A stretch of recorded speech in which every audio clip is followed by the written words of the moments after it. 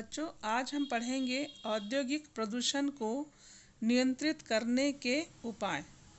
इसके पहले हमने जाना था कि उद्योग किसे कहते हैं और उद्योग का क्या महत्व है, वह क्यों ज़रूरी है हमारे जीवन के लिए। तो हम इसके पहले जान चुके हैं कि उद्योग हमारी आवश्यकताओं की वस्तुओं का निर्माण करते हैं जो हमारे लिए बहुत ही उपयोगी है। उपयोगी होने के साथ साथ लाभदायक तो है, लेकिन कुछ हानियाँ भी हैं उद्योगों से। तो इसके बारे में जानते हैं कि इस हानियों को नियंत्रित करने के लिए अर्थात प्रदूषण को कम करने के लिए कौन कौन से उपाय किए जा सकते हैं।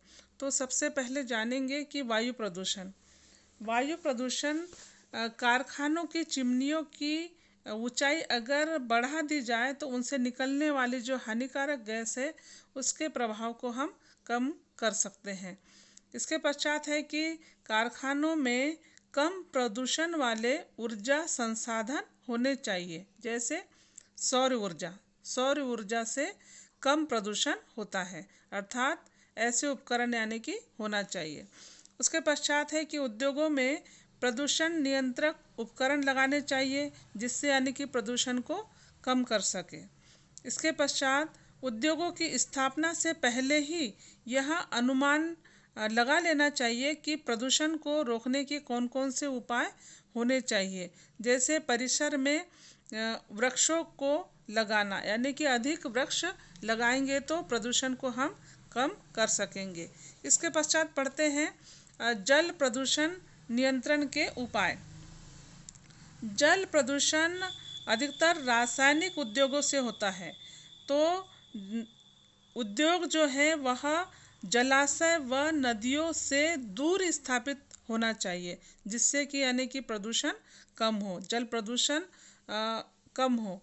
और इसके पश्चात है कि उद्योगों में प्रयोग किए गए जल को जलाशय व नदियों में सीधे विसर्जित नहीं करना चाहिए, अर्थात उद्योगों में जो जल का हम उपयोग करते हैं तो वह सीधे नदी या कहीं जलाशय में यानी कि उस पानी को नहीं छोड़ना चाहिए, नहीं तो उससे प्रदूषण होगा।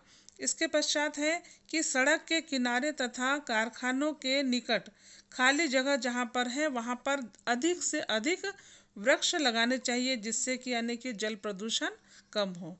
इसके पश्चात है भू प्रदूषण नियंत्रण के उपाय में पहला है कि अपशिष्ट से कंपोस्ट खाद बनाकर उसे उपयोगी बनाया जा सकता है। अपशिष्ट अर्थात उद्योगों से निकला हुआ जो अपशिष्ट पदार्थ है, जो कचरा है, उसको खाद बनाकर उसको उपयोग में ला सकते हैं। इसके पश्चात है कि अपशिष्ट को खुले स्थानों पे नहीं फेंकना चाहिए, कहीं पर भी, यानी कि आसपास अगर मान लो जहाँ पर जनता निवास करती है उसके आसपास अगर कारखाने हैं तो ये अपशिष्ट पदार्थ जो है वह प्रदूषण ज़्यादा फैलाएंगे, इसलिए यानी कि इसको आसपास खुले स्थान पर कहीं पर भी नहीं डालना चाहिए। इसके पश्चात है कि अपशिष्टों को आधुनिक मशीनों के तरीके से उसको जला देना चाहिए। तो इस प्रकार यानी कि भू प्रदूषण को हम कम कर सकते हैं। इसके पश्चात ध्वनि प्रदूषण बच्चों, आप तो जानते ही हैं कि ध्वनि प्रदूषण कारखानों से बहुत अधिक होता है, इसलिए यानी कि कारखाने जो है वह शहर से दूर स्थापित होना चाहिए। और इसके पश्चात है कि उद्योगों में जो मशीनों का जो शोर होता है उसको उसकी रिपेयरिंग करके यानी कि उस शोर को यानी कि कम कर सकते हैं।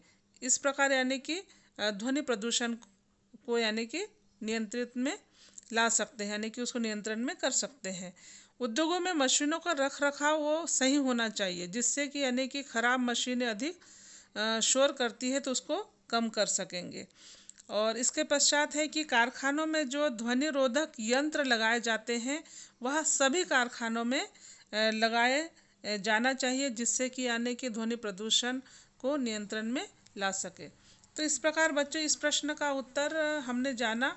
तो बच्चों सभी वीडियो देखें और आईएमपी क्वेश्चन के बारे में आप जानेंगे, और लाइक और शेयर और सब्सक्राइब ज़रूर करिए।